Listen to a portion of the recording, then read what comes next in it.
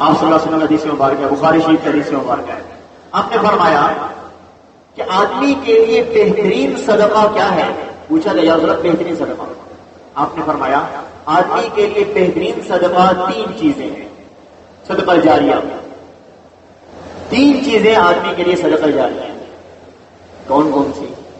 ایک علم ینتفع بہ، کہ اس نے کوئی علمی کام کر لیا، کسی کو علم سکھا دیا، تو اس علم سے جب تک نفع اٹھاتے رہیں گے لوگ تو اس کو ثواب ملتا چلا جائے گا،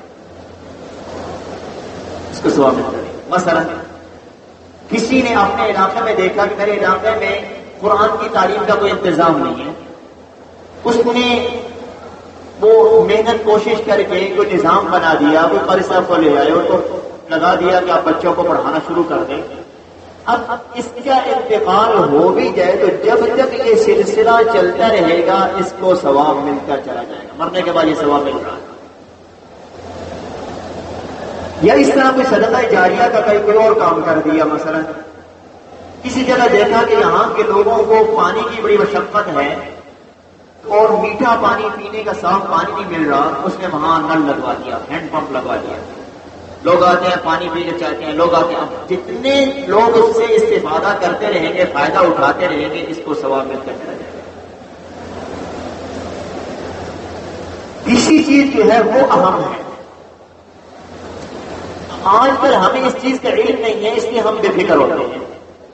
آپ صلی اللہ علیہ وسلم نے شاہ بنایا، تیسری چیز یہ ہے کہ اپنی کوئی اولاد، نیک اولاد چھوڑ کے چلا جائے جو اس کے جانے کے بعد جب عمل کرے گی نیک عمل تو اس کے باپ کو اس کا ثواب ملتا چلا جائے گا،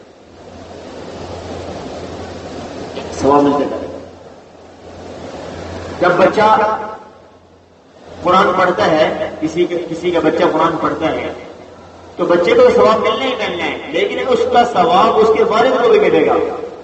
حدیث مبارکہ میں آتا ہے جس کا بچہ قرآن کریم کو اپنے سینے میں محفوظ کر لیتا ہے اس کو کیا ملے گا؟ اس کو یہ ملے گا کہ یتوج یوم القیامہ، اس کو کل قیامت والے دن ایک تاج پہنایا جائے گا، تاج۔ وہ تاج بھی معمولی تاج نہیں ہوگا، سونے چاندی کا صرف بنا ہوا تاج نہیں ہوگا۔ تاج کیسا ہوگا؟ وہ تاج ایسا ہوگا، آپ صلی اللہ علیہ وسلم کی حدیث مبارکہ کے مطابق کہ یہ سورج کی روشنی اس تاج کی روشنی کے سامنے ماند پڑ جائے گی۔ صدقہ جاریہ، میں اپنے بچے کی اچھی تربیت کر کے جاؤں گا، اس کا ثواب میری زندگی میں آتا رہے گا، میری زندگی میں بھی اور میرے مرنے کے بعد بھی آتا رہے گا۔ آج ہماری ساری تگودو، ساری محنت اسی بات کی ہے کہ میرا بچہ وہ کل کو بڑا ہو کر اس کا کیریئر اچھا ہو جائے۔ کیریئر کسے ہم کہتے ہیں؟ کیریئر سے اس چیز کا ہم نے نام بتا دیا کہ اس کی دنیا اچھی ہو جائے، اس کا نام بتا دیا۔ مجھے اس چیز کی فکر ہی نہیں ہے کہ میرے بچے نے بولنا شروع کر دیا، میرے بچے کو کیا کلمہ آتا بھی ہے کہ نہیں ہے۔ ہم اپنی گریبان میں جھانک کے دیکھیں، اگر ہمارا بچہ بولنے لگ جائے، 3 سال کا ہمارا بچہ ہو، 2 سال کا ہمارا بچہ ہو، میں نے کتنی دفعہ اس سے کلمہ سنا ہو، میں نے کتنی دفعہ اس سے کلمہ سنا ہے، میں نے کتنی دفعہ اس بچے کو اللہ اللہ سکھایا ہو۔ کبھی سوچیں ہم خود ہر ایک مجھ سمیت ہر ایک اپنے گریبان میں جان کے کہ میں نے اپنے بچے کو کیا سکھایا ہے۔ میں نے کتنی دفعہ اس سے پوچھا، یا بچے کو چھوڑا بچہ اس کو کہا، پوچھا بیٹا کلمہ سنا، لا الہ الا اللہ محمد رسول اللہ، سنا۔ اور جب کہ حدیث مبارکہ میں آتا ہے، آپ نے فرمایا کہ جب بچہ بولنے لگے، اللہ اکبر، میں نے آپ کو کہا کہ ہمارے نبی صلی اللہ علیہ وسلم نے ہمیں یتیم نہیں چھوڑا، ایک چیز بتائیے، ایک چیز بتائیے کہ جب بچہ بولنے لگے تو سب سے پہلے اس کو لا الہ الا اللہ محمد رسول اللہ سکھاؤ، سب سے پہلے یہ سکھاؤ۔ آپ صلی اللہ علیہ وسلم حدیث مبارکہ ہے۔ اب ہم خود سوچیں کہ میں نے اس حدیث پر کتنا عمل کیا، میرے بچے نے بولنا شروع کیا اور اس کو میں نے کلمہ سکھایا کہ بیٹا کلمہ پڑھ لا الہ الا اللہ محمد رسول اللہ. اور جب کہ حضرت حسن رضی اللہ عنہ ان کے بارے میں روایت آئی، آپ صلی اللہ علیہ وسلم کو بے حد پیار تھا حضرت حسن اور حضرت حسین رضی اللہ عنہما سے، حد سے زیادہ پیار، حتیٰ کہ اتنا پیار تھا کہ آپ صلی اللہ علیہ وسلم جمعے کا خطبہ دے رہے، خطبہ دیتے دیتے دیکھا کہ حضرت حسن اور حسین رضی اللہ عنہما دروازے سے داخل ہوئے تو آپ صلی اللہ علیہ وسلم خطبہ چھوڑ کر بھاگ کر خود جا کے اٹھا کے لے آئے. اتنا پیار، یہ نہیں کہا کسی کو کہ یہ بچے بھی اٹھا کے دیتا، نہیں، خود بھاگ کر گئے اور اٹھا کے لے آئے. نماز پڑھ رہے، کبھی ایک اوپر چڑھ رہا کبھی دوسرا اوپر چڑھ رہا، اور آپ نماز پڑھ رہے اور وہ کھیل رہے، کبھی ان کو ڈانٹا تک نہیں.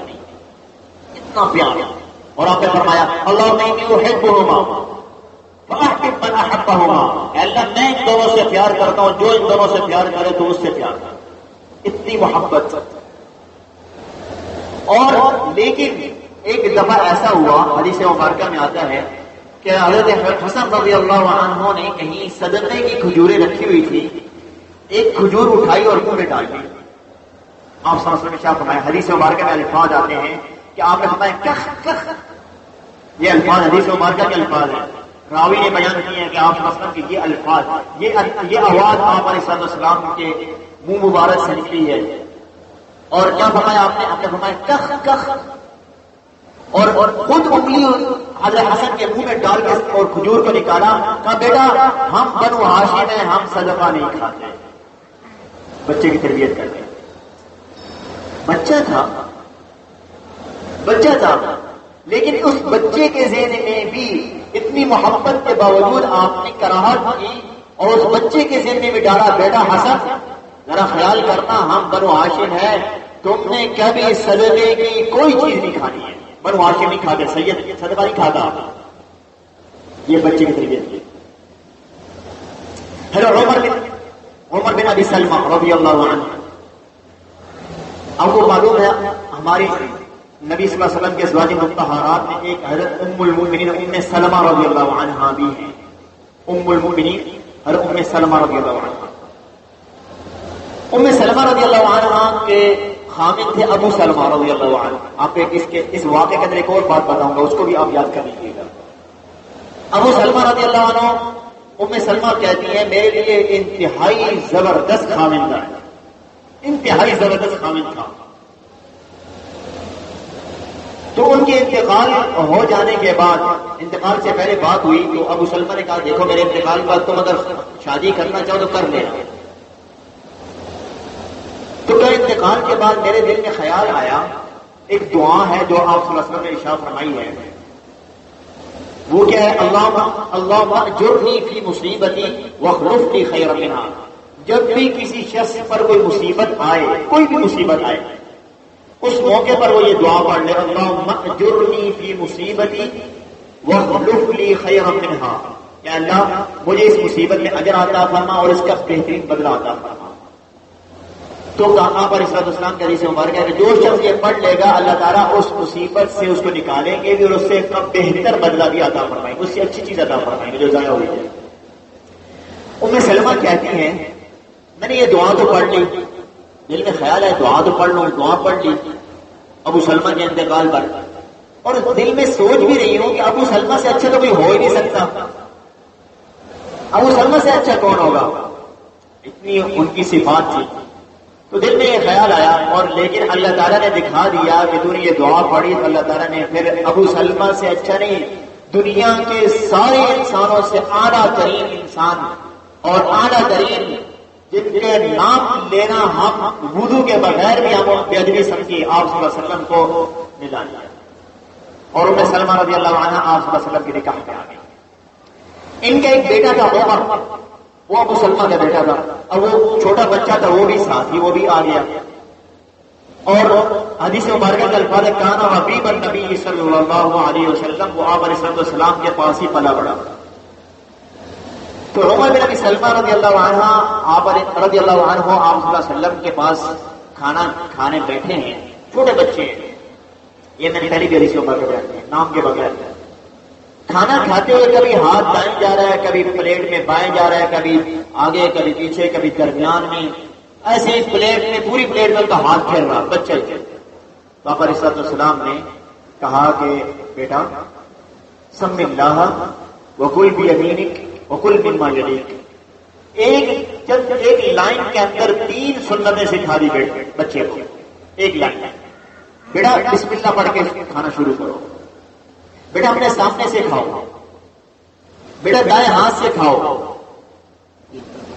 اب بتائیے ذرا دل پہ ہاتھ رکھ کے بتائیے، کیا میں نے اپنے بیٹے کو یہ آداب سکھائے ہیں؟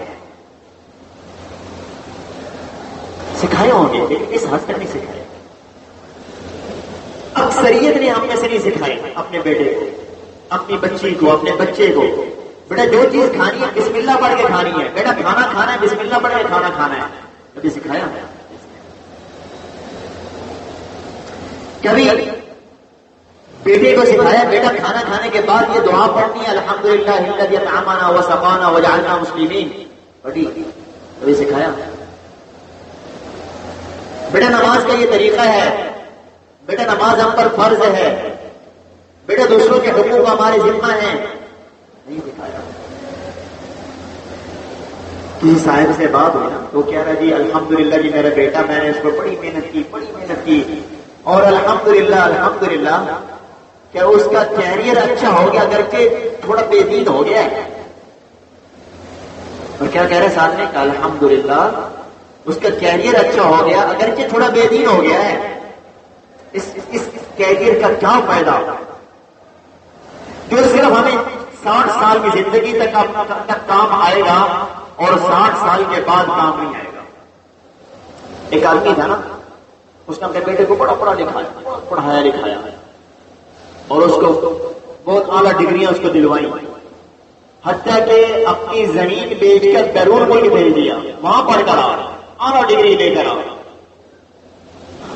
اللہ کے ہاں تو بنی نہیں، اللہ تعالیٰ نہیں دیتا کہ اس کی ڈگری مکمل ہوئی تو پھر میں نے اس کو اپنے پاس بلانا ہے۔ ڈگری مکمل کر کے واپس آیا اور کچھ عرصے کے بعد اس کو کینسر ایسا شدید ہوا، ایسا شدید، ڈاکٹروں نے کہا بس چند دنوں کا مہمان ہے۔ اب وہ بستر مرگ پہ لیٹا ہوا ہے اور باپ کو کوس رہا ہے کہ ابا جان آپ نے میرے سے بڑی زیادتی کی، بڑا ظلم کیا، باپ کو کوس رہا ہے۔ وہ کون باپ جس نے اپنی زمینیں بیچ کر اپنا خون پسینہ کر کے اس کو ڈگریاں دلوائی اور اس کو کہہ رہا ہے آپ نے میرے ساتھ ظلم کیا؟ بیٹا میں نے تمہارے ساتھ کیا ظلم کیا؟ ابا جان آپ نے مجھے ڈگریاں تو دلوائی ہیں لیکن مجھے مرتے وقت کرنا کیا مجھے کچھ نہیں سکھایا، میرا آخری وقت ہے مجھے کچھ پتہ نہیں میں نے مرتے وقت کرنا کیا ہے۔